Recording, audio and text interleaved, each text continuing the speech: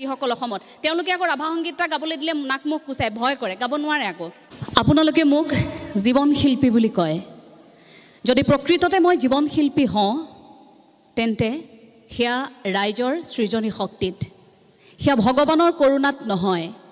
প্ৰশান্ত মহাসাগৰৰ তলত ডুব মাৰি অসংখ্য শামুক বুটলি আনিব পৰা দুঃসাহসিক শক্তি, দুৰ্বাৰ শক্তি যাৰ থাকে তেওঁহে কলাৰ মুকুতা বুটলি আনিব পাৰে। এই কথাষাৰ কৈছিল কলাগুৰু বিষ্ণুপ্ৰসাদ ৰাভাই। সেইগৰাকী কলাগুৰু বিষ্ণুপ্ৰসাদ ৰাভা, যিগৰাকী কলাগুৰু বিষ্ণুপ্ৰসাদ ৰাভাই একেবাৰে শ্ৰীমন্ত শংকৰদেৱ গুৰুজনাৰ নীতি আদৰ্শৰে জীৱন গঢ়াৰ পৰা বাওপন্থী আদৰ্শলৈ, তেখেত অৰ্থনীতিৰ পৰা সমাজ নীতিলৈ, সাহিত্যৰ পৰা সংস্কৃতিলৈ একেধাৰে এগৰাকী কবি, সাহিত্যিক, নৃত্যশিল্পী, গীতিকাৰ, সুৰকাৰ। আজি যদি কলাগুৰু বিষ্ণুপ্ৰসাদ ৰাভাৰ জীৱনশৈলীক পৃথক এটা দৃষ্টিৰেও যদি চাওঁ, ব্যক্তিত্বৰ দিশটোত যদি চাওঁ, তেন্তে ক'ব লাগিব তেখেত এগৰাকী স্থিৰ প্ৰতিজ্ঞ, এগৰাকী সত্যনিষ্ঠ, যিগৰাকীয়ে মানুহক সপোন দেখুৱাইছিল, ৰাইজৰ হৈ সপোন দেখিছিল, তেনে এক বিপ্লৱী সত্তা, আৰু সেয়াই হৈছে কলাগুৰু বিষ্ণুপ্ৰসাদ ৰাভা।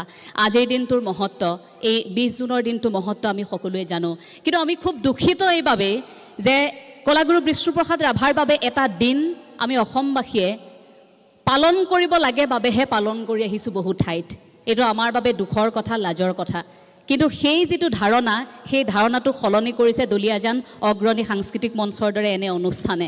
গতিকে এই অনুষ্ঠানটিত আয়োজন কৰা পৰিয়ালবৰ্গক মই কৃতজ্ঞতা জনাইছোঁ। আচলতে কলাগুৰু বিষ্ণুপ্ৰসাদ ৰাভাৰ বিষয়ে কেইটামান শব্দ, কেইটামান বাক্য নিৰ্দিষ্ট সময়ত আমি কৈ শেষ কৰিব নোৱাৰোঁ। সাম্যবাদী এক ধাৰণা, যিগৰাকী কলাগুৰু বিষ্ণুপ্ৰসাদ ৰাভাই বিচাৰিছিল যে উচ্চ নিজ ধাৰণাটো আমাৰ মাজৰ পৰা আঁতৰি যাওক।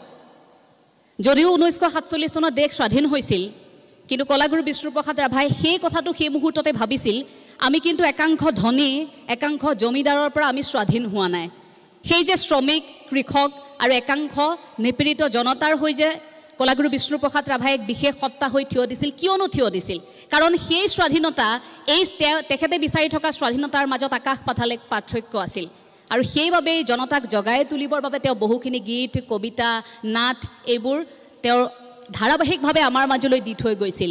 ডেকা শক্তিক জগাবৰ বাবে তেওঁ কৈছিল, বিশ্ববিজয় নৱজোৱান, বিশ্ববিজয় নৱজোৱান, শক্তিশালী ভাৰতৰ ওলাই আহা সন্তান তুমি বিপ্লৱৰ। কৃষকক জগাবলৈ তেওঁ কৈছিল, বল বল বল কৃষক শক্তিৰ দল, অবনোৱা নিবনোৱা আগবাঢ়ি যাওঁ বল। তেনেকৈ বহুখিনি গীত সকলোকে আগবঢ়াই আনিবৰ বাবে, সকলোৰে ভিতৰত থকা সেই আৱেগক জগাই তুলিবৰ বাবে কলাগুৰু বিষ্ণুপ্ৰসাদ ৰাভাই এটাৰ পাছত আন এটা বিপ্লৱী সত্তাৰে আমাক সেইবোৰ এক অৱদান হিচাপে আগবঢ়াই থৈ গ'ল। যিগৰাকী কলাগুৰু বিষ্ণুপ্ৰসাদ ৰাভাই মহাপুৰুষ শ্ৰীমন্ত শংকৰদেৱ গুৰুজনাৰ সত্ৰীয়া সংস্কৃতি, শংকৰী সংস্কৃতিক বিশ্ব দৰবাৰত কেনেধৰণে তুলি ধৰিব লাগে সেই কথাখিনি চিন্তা কৰিছিল। কিন্তু সেই মুহূৰ্ততে বৰপেটাৰ কীৰ্তন ঘৰত সোমোৱাৰ বাবে সেইগৰাকী কলাগুৰু বিষ্ণুপ্ৰসাদ ৰাভাক শাস্তি দিবৰ বাবে বিচাৰ সভা পাতিব বিচাৰিছিল একাংশ বৈষ্ণৱে, আৰু আমি সেইখন অসমতেই বাস কৰিছোঁ। সেই উচ নিজ ধাৰণা, সেই বীজ আমাৰ মাজৰ পৰা কিন্তু এতিয়াও শেষ হৈ যোৱা নাই। এতিয়াও কিন্তু নাই, নাপায়, নোৱাৰে, এওঁ আমুক জাতিৰ, তেওঁ তমুক জাতিৰ, তেওঁ অমুক ধৰ্মৰ, তেওঁ তমুক ধৰ্মৰ, এই কথাবোৰ ভাষণৰ মাজতহে সীমাবদ্ধ হৈ আছে। গাঁৱে গাঁৱে যদি আপুনি এতিয়াও যায়, এতিয়াও কিন্তু আপুনি সেয়া পাব। এখন তেওঁ মিচিং কনেং সেই গ্ৰন্থখনত কুমং চৰিত্ৰটোত লিখি থৈ গৈছিল এই কথাখিনি, যে ল'ৰাজন যেতিয়া স্কুলৰ পৰা উভতি আহিছে, এফালে এখন মিচিং গাঁও, আনফালে এখন অসমীয়া গাঁও। গতিকে দুটা জনগোষ্ঠীৰ দুখন গাঁও আছিল, মাজত এটা ৰাজহুৱা কুঁৱা। কুমং নামৰ ছাত্ৰগৰাকী আহি আছে, বিদ্যালয়ৰ পৰা আহোঁতে হঠাৎ তেওঁৰ পিয়াহ লাগিল, পানী খাব বিচাৰিল, আৰু সেই মুহূৰ্ততে সেই ৰাজহুৱা পুখুৰীটোৰ পৰা, সেই কুঁৱাটোৰ পৰা তেওঁ অকণমান পানী খালে। কিন্তু সেই পানী খোৱা আন এগৰাকী অসমীয়া ব্যক্তিয়ে তাত দেখিছিল, আৰু সেই যুৱকগৰাকীক, সেই কিশোৰগৰাকীক ইমানেই অশ্লীল বাক্য কৈ, ইমানেই অভব্য আচৰণ কৰিছিল, সেই মুহূৰ্তটো যদি আপুনি দেখে আপুনি আচৰিত হৈ যাব। এইখিনি কথা সেই কুঁৱাটো সেই মিচিং কিশোৰগৰাকীয়ে চুই দিয়াৰ লগে লগে অস্পৃশ্য হৈ গ'ল বুলি তেওঁলোকে ধাৰণা কৰি লৈছিল। এইবোৰ কিন্তু কোনো সাধু কথা নহয়, এইখিনি বাস্তৱ কথা, যিখিনি কলাগুৰু বিষ্ণুপ্ৰসাদ ৰাভাই সেই মুহূৰ্তত অনুভৱ কৰিছিল, আৰু তাৰ বাবে সেই উচ নিজ ধাৰণাটো তেওঁ পৰিহাৰ কৰি একেডাল এনাজৰীৰে বান্ধিব বিচাৰিছিল। অসমখনেই আচলতে এনেকুৱা, য'ত সূতা এডালো যদি ছিঙি যায় নহয়, একেবাৰে থুনুকা হৈ যাব বান্ধোনটো আপুনি মই এই আঙুলি হাতখন মুঠি মাৰি দিয়াৰ লগে লগে যিটো শক্তি পাওঁ আঙুলিটো এটা কৰি থকাৰ লগে লগে সেই শক্তিটো আমি নাপাওঁ এটা আঙুলিয়ে কৰিব নোৱাৰোঁ গতিকে সেই আমাৰ প্ৰতিটো জাতি জনগোষ্ঠী প্ৰতিটো সম্প্ৰদায়ৰ আমাৰ যিটো মিলন সেই মিলনৰ শক্তিটো কিন্তু কলাগুৰু বিষ্ণুপ্ৰসাদ ৰাভাই আজিৰ পৰা বহু বছৰ আগতেই দেখুৱাই থৈ গৈছিল যদি মহাপুৰুষ শ্ৰীমন্ত শংকৰদেৱ গুৰুজনা আৰু মহাপুৰুষ শ্ৰী শ্ৰী মাধৱদেৱৰ মিলনক আমি মণিকাঞ্চন সংযোগ বুলি কওঁ তেন্তে কলাগুৰু বিষ্ণুপ্ৰসাদ ৰাভা আৰু জ্যোতিপ্ৰসাদ ৰাভাৰ মিলনক আমি কি বুলি ক'ম বিষ্ণুজ্যোতিৰ মিলনে অসমবাসীক আৰু যদি দীঘলীয়া হ'লহেঁতেন হয়তো বহু কিবা কিবি দি থৈ গ'লহেঁতেন ৰাজনৈতিক মতবিৰোধ আছিল জগতগুৰু শ্ৰীমন্ত শংকৰদেৱ গুৰুজনাৰ নীতি আদৰ্শ সম্পূৰ্ণ পৃথক আছিল আমি সকলোৱে জানো প্ৰাক শংকৰী যুগ নৱবৈষ্ণৱ আন্দোলন কেনেকৈ গঢ়িছিল কিন্তু মাধৱদেৱ আছিল কেনেধৰণৰ মহাপুৰুষ শ্ৰী শ্ৰী মাধৱদেৱ এগৰাকী শাক্ত ধৰ্মৰ পণ্ডিত যিগৰাকীয়ে শাক্ত ধৰ্মৰ ইমানবোৰ যুক্তিত জানিছিল ইমান পণ্ডিত আছিল অৱশেষত জগতগুৰু শ্ৰীমন্ত শংকৰদেৱৰ ওচৰত শৰণ লৈছিল প্ৰসাদ আগৰৱালা সম্পূৰ্ণৰূপে আছিল যে তেওঁ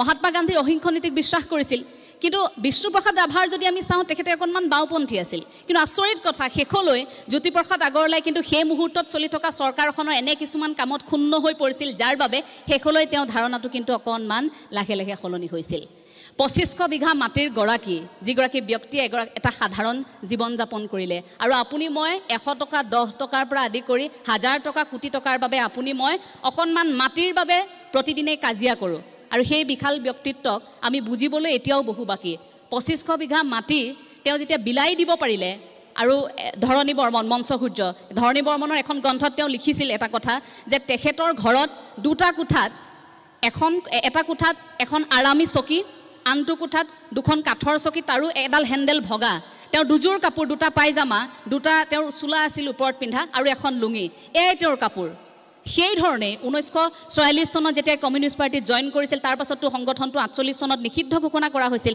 তাৰ পাছত সেই তেনেকৈ এযোৰ কাপোৰ দুযোৰ কাপোৰে গোটেই অসমখনত তেওঁ অজ্ঞাতবাস কৰিব লগা হৈছিল খুব এটা এনেধৰণৰ এক ৰসাল ব্যক্তিত্বও আছিল তেখেতৰ ব্যক্তিত্বটো এনেধৰণৰ এই যে মানুহগৰাকী অভিনয় ভাল পায় এই যে মানুহগৰাকীয়ে সংগীত ভাল পাইছিল যিকোনো মুহূৰ্ততে মানুহক আমোদ দিব পাৰিছিল এই যে অজ্ঞাতবাস কৰি থকা সময়খিনিত এটা সৰু কাহিনী ক'ব বিচাৰিছোঁ সেই মুহূৰ্তত তেখেতক বিষ্ণুপ্ৰসাদ ৰাভাক গোটেই অসমত বিচাৰি ফুৰিছে যে ক'ত আছে বিষ্ণুপ্ৰসাদ ৰাভা সাধাৰণতে তেখেতক দেখাৰ লগে লগে সকলোৱেতো চিনি পাব আৰু চিনি পোৱাৰ লগে লগে খবৰ দি দিব যে বিষ্ণুপ্ৰসাদ ৰাভা ইয়াত আছে সেইদিনা বৰযাত্ৰীৰ এটা দল আগবাঢ়ি আহি আছিল বৰযাত্ৰীৰ সেই দলটোত সকলোৱে নাচি নাচি আহি আছে আনফালৰ পৰা বিষ্ণুপ্ৰসাদ ৰাভা আৰু লগৰীয়া কেইজনমান সতীৰ্থ সেই কমিউনিষ্ট পাৰ্টিৰ সেই মুহূৰ্তত তেওঁলোক আগবাঢ়ি গৈ আছিল আৰু তাৰ পাছত হঠাৎ যেতিয়া গম পালে বিষ্ণুপ্ৰসাদ ৰাভাই যে সেইখিনি ঠাইত হয়তো পুলিচ যিকোনো মুহূৰ্তত অহাৰ সম্ভাৱনা আছে এতিয়া কি কৰিব পথ এটাই যাবতো নোৱাৰে সেইখিনি মুহূৰ্তত কলাগুৰু বিষ্ণুপ্ৰসাদ ৰাভাই কি কৰিছিল জানেনে এই যে বৰযাত্ৰীৰ দলটোত অহা এগৰাকী ব্যক্তি তেওঁ খুব তামোল খায় তেওঁৰ লগত চূণ অকণমান লৈ তেওঁৰ পৰা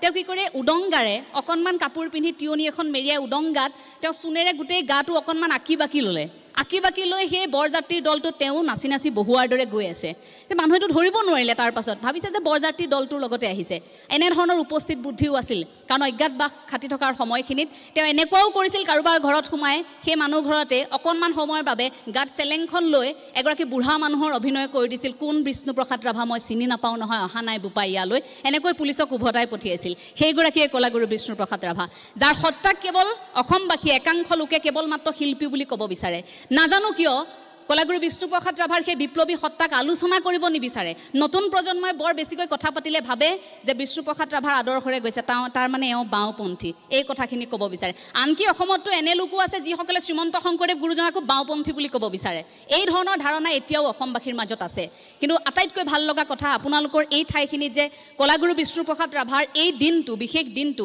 ইমান সুন্দৰকৈ ৩টা দিনৰ কাৰ্যসূচীৰে আপোনালোকে আয়োজন কৰিছে তাৰ বাবে মই অন্তৰৰ পৰা আপোনালোকক কৃতজ্ঞতা জনাইছোঁ যদি আমি একেখন ঠাইতে ২৭টা কমিটি আমি যদি একেলগে আমি দুৰ্গা পূজা পাতিব পাৰোঁ জেঠ মাহলৈকে আমি যদি বিহু পাতি থাকিব পাৰোঁ আমি এটা দিন কলাগুৰু বিষ্ণুপ্ৰসাদ ৰাভাৰ বাবে উলিয়াব নোৱাৰোঁনে কিয় আমি পাতিব লাগে কাৰণেই আমি অকল ৰাভা সংগীতৰ প্ৰতিযোগিতা ৰাভা নৃত্যৰ প্ৰতিযোগিতা পাতিলোঁ হৈ গ'ল পাতিবলগীয়া আছিল আৰু আমি চেনেলবোৰে কি কৰোঁ কেইগৰাকীমান ব্যক্তিক মাতিলোঁ ৰাভা গীত মাতৰ চৰ্চা সেইকেইদিন খুব ধৰফৰ লাগে কাক মাতিম কোনে ক'ব ৰাভাৰ বিষয়ে ৰাভা সংগীত গাব পৰা আৰু এতিয়াতো তথাকথিত যিসকলে নামী দামী ছিংগাৰ আছে যিসকল অসমত তেওঁলোকে আকৌ ৰাভা সংগীত এটা গাবলৈ দিলে নাক মুখ কুচাই ভয় কৰে গাব নোৱাৰে আকৌ ভূপেন্দ্ৰ সংগীত এটা গাব দিলে নোৱাৰে কিন্তু বেলেগ ধৰণৰ গীত এটা হওক এটা দুখাৰী নিজে গাব বাকী দুখাৰী মাইক্ৰফোনটো একেলগে এইখিনি কিন্তু তেওঁলোকে কৰিব পাৰিব গতিকে সেইদিনা আমাৰ নিচিনা সকলৰ বাবে যথেষ্ট কষ্ট হয় আমি সেই দিনটোত আমাৰ দিগদাৰ হয় এইবাবে যে আমি শুদ্ধকৈ এতিয়াও গুৰুজনাৰ বৰগীতটো গাব পৰা, খোলবাদ্য বজাব পৰা,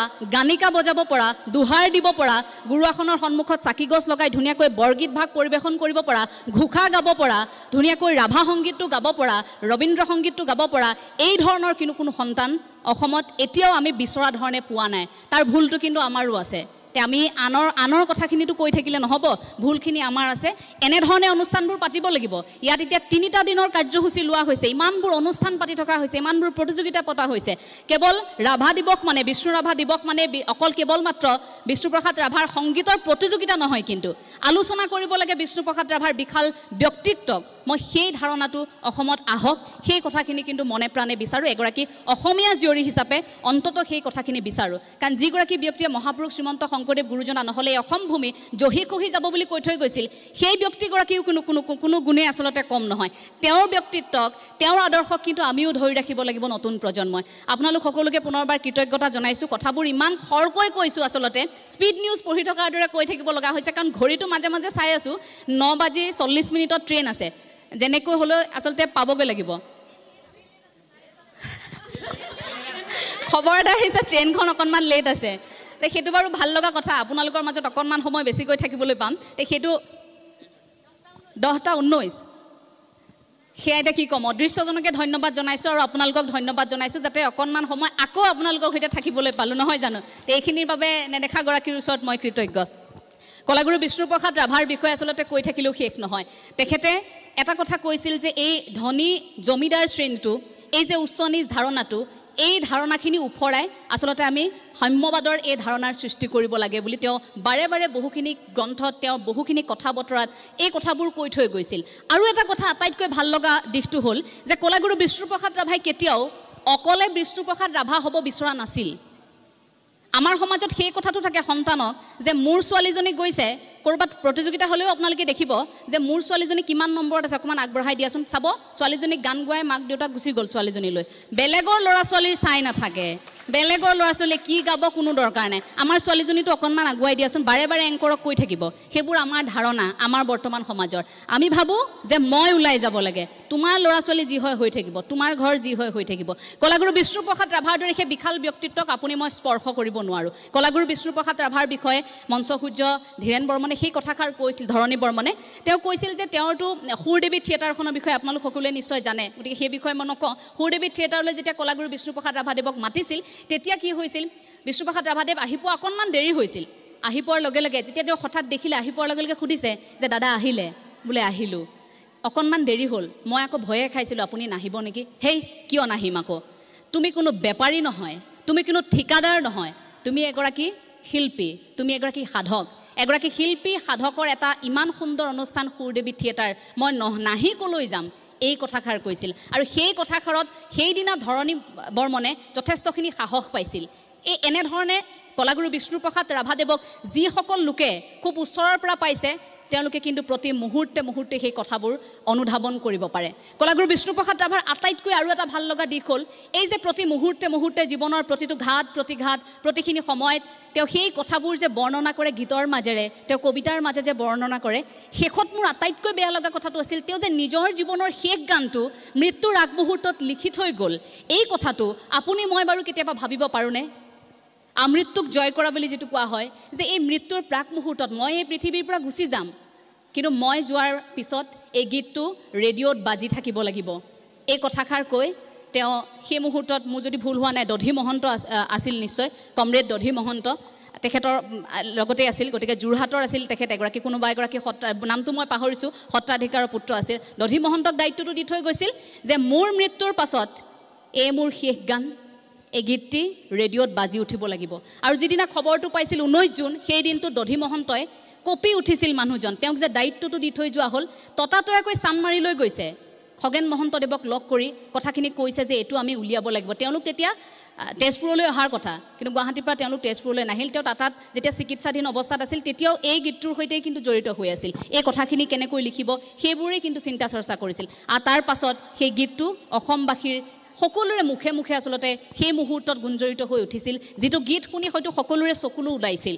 কাৰণ সেয়াই আছিল কলাগুৰু বিষ্ণুপ্ৰসাদ ৰাভাৰ শেষৰটো গীত মই বৰ বেছি দীঘলীয়া নকৰোঁ সকলোবোৰ আছে আৰু অনুষ্ঠানটোত বৰ বেছি দীঘলকৈ এই ভাষণ দি থাকিলে যিটো ভাষণ দি থকা বুলি আমি কওঁ বৰ বেছি দীঘলীয়া কৈ থাকিলে আচলতে কথাবোৰ বিৰক্তিকৰ হৈ যাব যদিও আলোচনা কৰা এটা পৰিৱেশ লাগিছিল আমি অকণমান আগতীয়াকৈ হ'লে হয়তো আৰু ভালকৈ আলোচনা কৰিব পাৰিলোহেঁতেন যিহেতু সময় অকণমান দৌৰা দৌৰি সময় টনাটনি গতিকে মই ইমানতে মোৰ ক'বলগীয়াখিনি সামৰিছোঁ ইমান কম সময়ৰ ভিতৰত ইমান এটা বিশাল ব্যক্তিত্বৰ বিষয়ে কৈ শেষ কৰাটো মোৰ ধৃষ্টতা মাথোন তে ইমানখিনিকে ক'লোঁ মই আপোনালোকৰ সন্মুখত